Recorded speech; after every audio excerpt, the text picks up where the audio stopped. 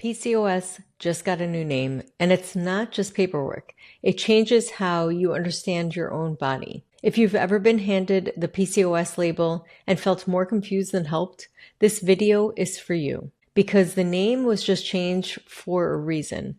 The word that was missing all along points straight to the root, the part that affects your hormones, your cycle, and your fertility. I'm going to walk you through what changed, what Chinese medicine has understood about this for thousands of years, and the small shifts that actually move the needle. Stay with me.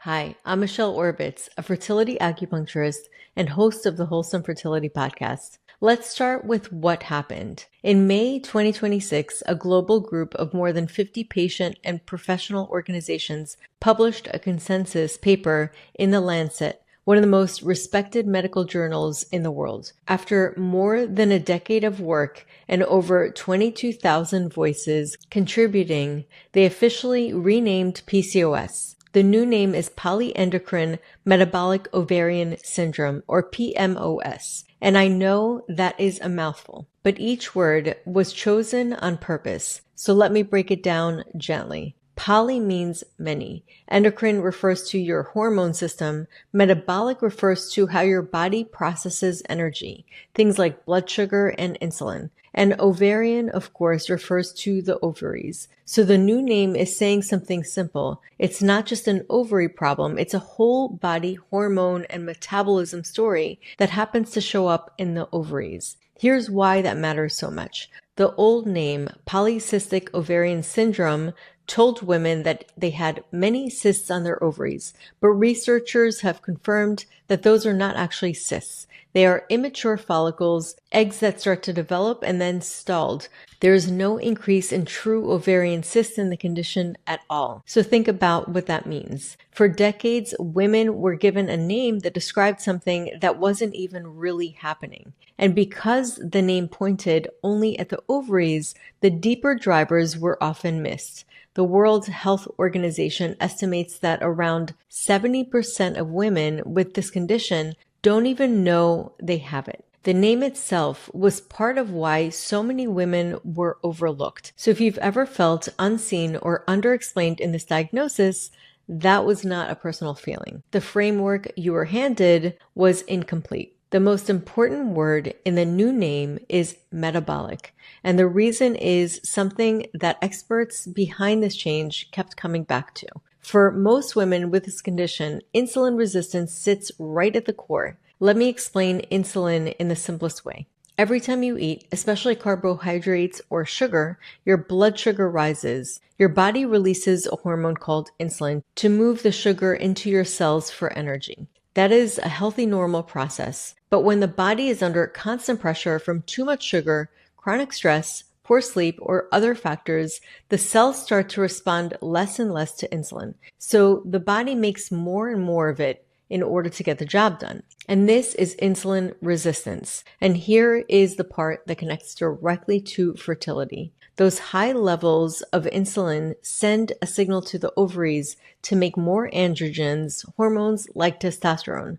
And that excess of androgens is what drives so many of the symptoms women actually experience: irregular or missing periods, acne, unwanted hair growth, cycles that don't ovulate the way they should. So when you see acne or your cycle goes quiet or ovulation isn't happening, it's often not a random hormonal mystery. It is frequently the body's downstream response to a metabolic signal that starts with insulin. The 2023 international guidelines and a body of research since point to this insulin and androgen relationship as central. This is exactly why the experts decided that metabolic should be in the name. It moves the focus towards the root. And this is good news, even though it may not feel like it at first, because a root you can understand is a root you can work with. The metabolic layer responds beautifully to everyday inputs that are within your reach. And we'll get to those soon. And here's what moves me about all of this. Western medicine just spent over a decade and 22,000 voices arriving at a name that says this is a whole body metabolic multi-system pattern.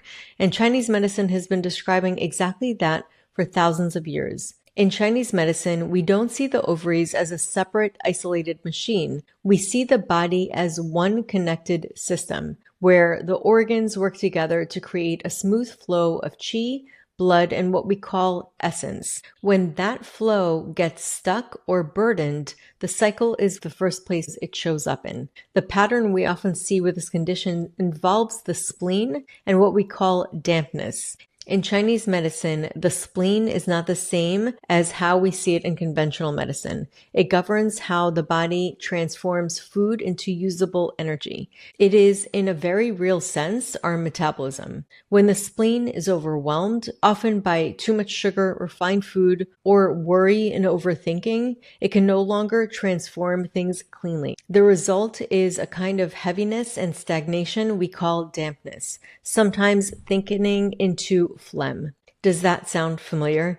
A system overwhelmed by sugar, unable to process energy cleanly, and creating heaviness and blockage. That is insulin resistance, described in a language of nature centuries before we had the word insulin. We also look at the kidney, which in Chinese medicine holds our reproductive potential, and at the liver, which keeps qi and hormones moving smoothly. The follicles, the very ones modern imaging sees as stalled, are in this view eggs waiting for the flow to return. I share this not to replace science, but to show you they are pointing to the same truth from two different directions. Your body isn't broken. It's responding intelligently to inputs it has been given. And inputs can change. So what can you actually do? I want to keep this simple and doable because overwhelm helps no one. These are gentle starting points, not a strict protocol. And of course, this is educational, not medical advice. So always work with your provider on changes to your care. First, support steady blood sugar. Since insulin sits at the root, this is where the most leverage lives. A simple shift is the order in which you eat. Begin a meal with fiber and protein before reaching the carbohydrates. The same food eaten in that order creates a gentle rise in blood sugar. A short walk after eating also helps because your muscles use up the sugar instead of letting it spike. Second, tend to the spleen. In both senses, favor warm-cooked, simply prepared food over cold, raw, and heavy processed ones. In Chinese medicine, the digestive fire likes warmth. This is also, not by accident, an anti-inflammatory and blood sugar-friendly way to eat. Third, lower the pressure on your system. Chronic stress raises blood sugar and burdens the spleen through worry. So your nervous system work, your breath, your sleep, your slowing down is not separate from that. It is part of the metabolic picture. Calm is medicine here, and I mean that literally, not as a platitude.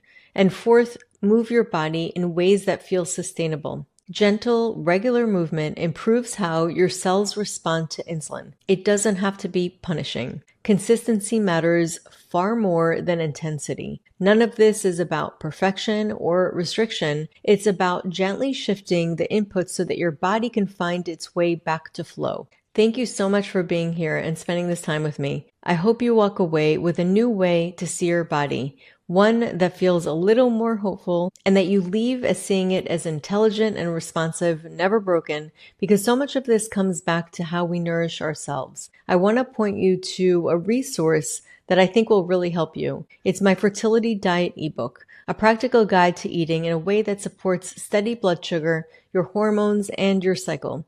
You can find it at michelleorbitz.com, fertility-diet. And if you found this useful, be sure to share it with a friend. Thank you so much for being here, and I'll see you next time.